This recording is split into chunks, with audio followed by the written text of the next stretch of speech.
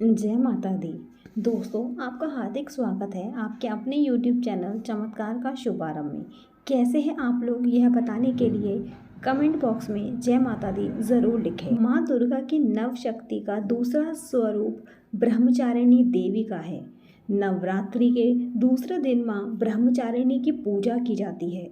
माता के इस अवतार का अर्थ तप का आचरण करने वाली देवी होता है।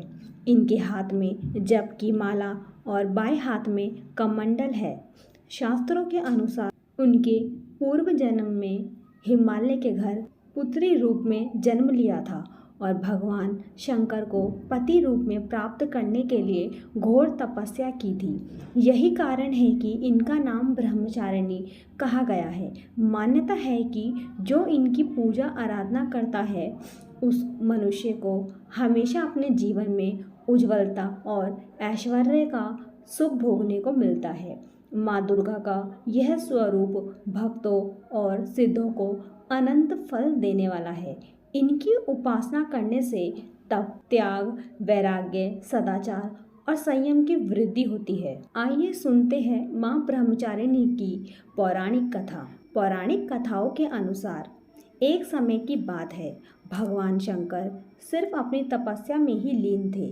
उधर देवी भगवान शिव से विवाह करना चाहती थी, लेकिन शंकर जी ध्यानमग्न रहने के कारण उनकी बात नहीं समझ पाए। तब एक दिन माता पार्वती जी ने कामदेव से शिव जी पर काम वासना का तीर छोड़ने के लिए कहा। बिना सोचे समझे कामदेव ने भगवान शिव पर तीर छोड़ दिया। फल स्वरूप भगवान शिव की तपस्या भंग हो गई और भगवान कामदेव पर क्रोधित हो गए। क्रोधित होकर शिवजी ने अग्नि का रूप ले लिया। भगवान स्वयं के साथ कामदेव को भी जला दिया। यह देख नारद जी ने देवी पार्वती को सलाह दी कि उन्हें घोर तपस्या करनी चाहिए। तब देवी पार्वती पहाड़ पर जाकर कई हजार सालों तक घनघोर तपस्या करती रही। देवी तप के दौरान पत्ते आदि खाकर धूप, बारिश और शीत में भी तप करती रही। इस कठिन तपस्या के कारण इन्हें तपचारिणी अर्थात ब्रह्मचारिणी नाम से जाना जाता है।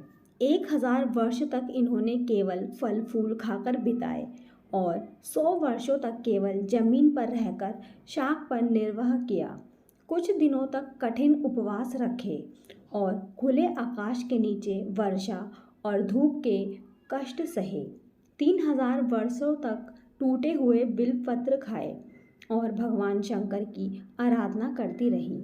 इसके बाद उन्होंने सूखे बिल्वपत्र खाना भी छोड़ दिया। कई हजार वर्षों तक निर्जल और निराहार रहकर तपस्या करती रही। पत्तों को खाना छोड़ देने के कारण इनका नाम अर्पणा भी पड़ गया। कठिन तपस्या के कारण देवी का शरीर एकदम क्षीण हो गया। देवता, ऋषि, सिद्धगण, मुनि सभी ने ब्रह्मचारिणी की तपस्या को अभूतपूर्व पुण्य कृत्य बताया, सराहना की और कहा, हे देवी, आज तक किसी ने इस तरह की कठोर तपस्या नहीं की है। यह तुम्ही से संभव हो पाया है। तुम्हारी मनोकामना परिपूर्ण होगी और भगवान शिवजी तुम्हें पति रूप में प्राप्त होंगे। देवी की कठोर तपस्या से भगवान शिवशंकर प्रसन्न हुए, अतः शिवजी ने उन्हें विवाह का वचन भी दिया। माँ ब्रह्मचारिणी देवी की कृपा से सर्व सिद्धि प्राप्त होती है।